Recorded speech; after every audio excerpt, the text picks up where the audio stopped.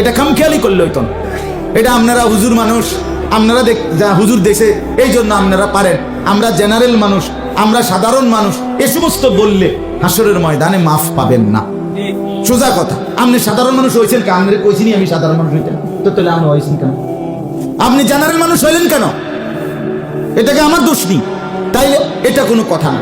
আমি হুজুর, আপনি সাধারণ, এটা কোনো কথা না। আল্লাহর কোরআন কমপক্ষে যেটুকু হলে নিজের নামাজ হবে, নিজের ফরজ আদায় হবে, এটুকু সহি শুদ্ধ করা ফরজে আইন। আপনি ব্যাপক বিস্তারিত জ্ঞান কোরআনের না জানলেন, কিন্তু মৌলিক যেটুকু না হলে নাই হবে, এতটুকু না জেনে আপনার উপায় নাই। আজকের থেকে সিদ্ধান্ত নেন, কোরআন পড়বার জন্য চেষ্টা করবেন। বলেন ইনশাআল্লাহ। আমি অসংখ্যবার বলছি। এখন আপনারা বলেন, স্বীকৃতি দেন। এমন কোনো গ্রাম নাই, ইউনিয়ন নাই, যেই গ্রামে 2, 4, 5টা 10টা নুরানি মাদ্রাসা, হাফিজি মাদ্রাসা নাই, এমন গ্রাম এখন আছে? তাহলে চারদিকে হাতের নাগালের 1 কিলোমিটারের ভিতরে, 5 কিলোমিটারের ভিতরে আপনি মাদ্রাসা পাইবেন কমপক্ষে 10টা। এই অবস্থায় আপনি কবরে যাওয়ার পরে আপনি যদি বলেন, ফেরেশতা জিজ্ঞাসা করে কোরআন শরীফ সহি শুদ্ধ করতে পারলা না কা? আপনি যদি বলেন যে আমি মাদ্রাসা পাইছি না, অথবা হুজুর পাইছি না, অথবা সময় পাইছি না, আমার মনে হয় এমন শক্ত ফিটা দিব, একেবারে বেশি আগে, মানে পুরান ঘরে যে ফিটা দিব, আমনের ফিটাটা একটু শক্ত করে দিব।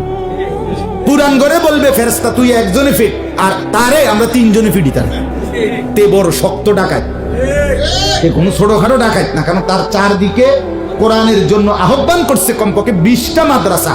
তে এর পরও গাদ্দারি করে কোরআন শরীফ শিখছেন। হ্যাঁ, এটা ছাড়া আর কি? তাই অতএব আপনি এগুলা বললে হবে না, এটা বললে হবে। এই জন্য আমরা প্রত্যেকে আল্লাহর কোরআন শুদ্ধ করার চেষ্টা করব ইনশাআল্লাহ। বলেন ইনশাআল্লাহ। দেখেন আয়াতের বাকি তর্জমা, তিলকা আয়াতুল কিতাব ওয়া কুরআনিম মুবিন। সুবহানাল্লাহ। আল্লাহ বলেন এই কথাগুলো, এই আয়াতগুলো, কোরআন, এটার 2টা বৈশিষ্ট্য আল্লাহ বলছে এখানে। 1, এটা একটি পূর্ণাঙ্গ কিতাব। 2, ওয়া কুরআনিম মুবিন, এটা সুস্পষ্ট কোরআন। আচ্ছা, পূর্ণাঙ্গ কিতাব মানে কি? এ কথার সংক্ষেপ কথা হইল, আরবিতে কিতাব বলা হয় ওই গ্রন্থকে যেই গ্রন্থে কোনো বিষয়ের সামগ্রিক বিষয়ে চুলচেরা বিশ্লেষণ করে, বিস্তারিত ব্যাখ্যা করে পূর্ণাঙ্গ আলোচনা করা হয়।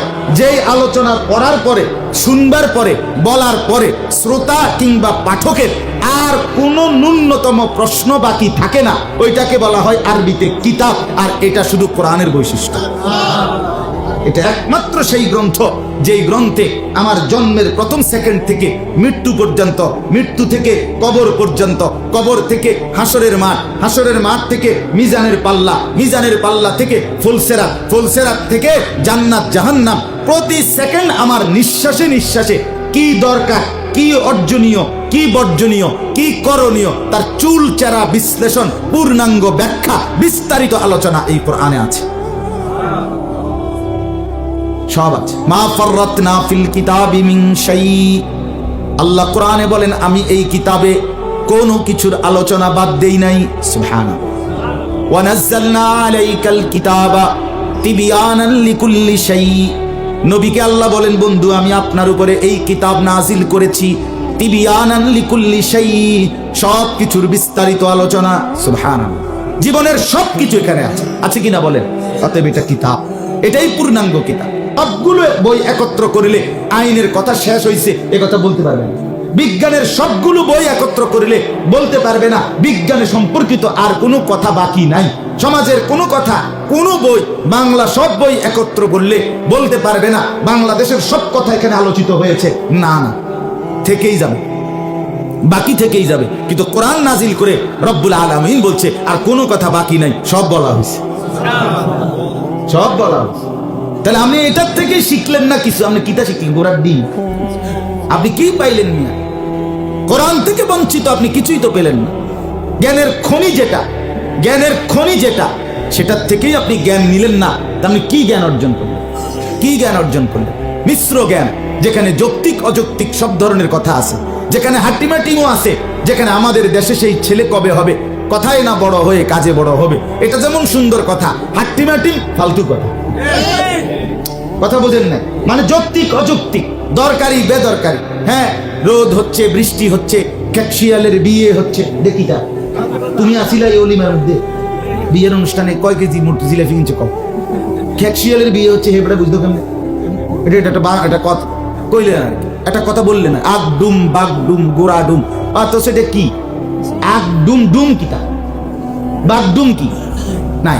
তাই হোক, আমার বলার উদ্দেশ্য হলো আবার দরকারি কথা আছে। সকালে উঠিয়া আমি মনে মনে বলি, সারাদিন আমি যেন ভালো হয়ে চলি। আদেশ করেন যাহা মোর গুরুজনে, আমি যেন সেই কাজ করি ভালোভাবে। তাহলে এই দারুণ কথা। বোর হলো দৌড় খোলো, খুকুমনি উঠোরে, ওই ডাকে জুই শাকে ফুল খুকি ছোটরে, নাকি এগুলা ছোটবেলায় পড়ছি। তাইলে দারুণ দারুণ কথা, সুন্দর কথা, কিন্তু মিশ্র কথা, মানে ভালো মন্দ, যৌক্তিক অযৌক্তিক, প্রয়োজনীয় অপ্রয়োজনীয় মিল্লা কথা, কিন্তু কোরআনে এক শব্দ ফালতু কথা নেই। 1450 বছরে কোনো ফালতু, বেহুদা, অনর্থক, অপ্রয়োজনীয়, অযৌক্তিক, অপ্রাসঙ্গিক, বাহুল্য, বাগাড়ম্বর এমন কিচ্ছু নেই। প্রতি অক্ষর, শব্দ, বিন্দু, নোক্তা, হরফ গুনে গুনে গুনে গুনে হিসাব কর। হিসাব আলিফ এতটা কেন? এতটারই দরকার আছে না? হ্যাঁ, কোরআনুল কারীমে যে অক্ষর যতবার, কোরআনের শ্রেষ্ঠত্বের জন্য এতবারই দরকার আছে। এটার অনেক সুন্দর বই আছে, মানে এটা প্রমাণ যে কোরআনুল কারীমের আপনার এই অক্ষর, এই শব্দ, এই সূরা, এই আয়াত, এটা এতটা কেন, ওইটা এতটা কেন, এইটার আলাদা আলাদা কারণ আছে।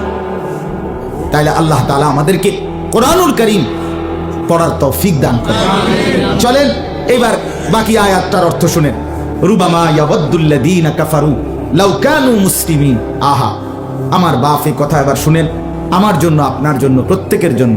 আল্লাহ তাআলা বলেন, রুবামা ইয়াওয়াদ্দুল্লাযীনা কাফারু, হায় প্রত্যেকটা কাফের, প্রত্যেকটা বেঈমান, প্রত্যেকটা নাফরমান, প্রত্যেকটা পাপী, প্রত্যেকটা সীমা লঙ্ঘনকারী, আল্লাহর কসম আল্লাহ বলে, হায় প্রত্যেকেই কিয়ামতের দিন হাসরের মাঠে নাফরমান, পাপী, বেঈমান আফসোস করবে, লাউ কানু মুসলিমিন, হা হা যদি মুসলমান হতাম, যদি আল্লাহর আনুগত্য করতাম। বন্ধু আমার, আমিও আপনিও প্রতিটা সুদের টাকার জন্য আফসোস করতে হবে, প্রত্যেকটা ঘুষের টাকার জন্য আফসোস করতে হবে, প্রতিটা মিথ্যা সাক্ষীর জন্য আফসোস করতে হবে, প্রতিটা জুলুমের জন্য আফসোস করতে হবে। আফসোস করা ছাড়া একটা গুনাহ আগে বাড়া যাবে। রুবামা ইয়াওয়াদ্দুল্লাযীনা কাফারু লাউ কানু মুসলিমিন। রব্বুল আলামিন বলে, প্রতিটা নাফরমান, বেঈমান আফসোস করবে আর বলবে, যদি মুসলমান হতাম, যদি আল্লাহর আনুগত্য করতাম, যদি আল্লাহকে মেনে নিতাম। কোরআনুল কারীমের অন্য জায়গায় আছে, আল্লাহ বলেন, ওয়া আম্মা মান উতিয়া কিতাবাহু বিশিমালি। হাসরের ময়দানে, কিয়ামতের মাঠে যার আমলনামা বাম হাতে দেয়া হবে, আল্লাহ বলেন চিৎকার দিয়ে ওই নাফরমান পাপী হাসরের মাঠে দৌড়াইতে থাকবে আর 5টা কথা বলবে। কয়টা? ইয়া লাইতানি লাম উতা কিতাবিয়া। 1 নম্বরে বলবে, হায় আফসোস আমার মন্দ কপাল, আমার আমলনামা যদি আমার হাতে না দিত। 2 নম্বরে ওয়ালাম আদরি মা হিসাবিয়া। 2 নম্বরে আফসোস করে বলবে, হায় আমার মন্দ কপাল, আমি যদি আমার হিসাব না দেখতাম।